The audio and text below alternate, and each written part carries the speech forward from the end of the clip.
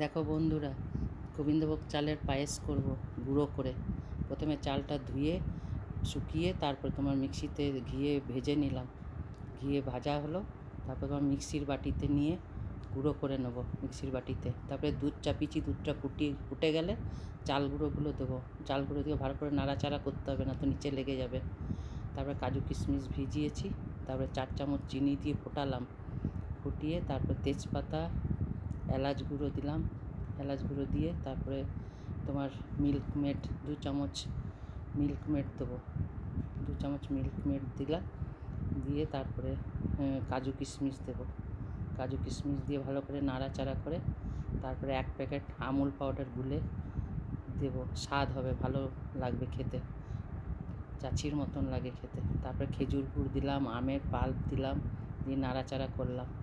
নাড়াচাড়া করে তারপরে তোমার ওটা ফ্রিজে রেখে দেবো। দিয়ে যখন ঠান্ডা হবে তারপরে বাটিতে বেটে পরিবেশন করবো।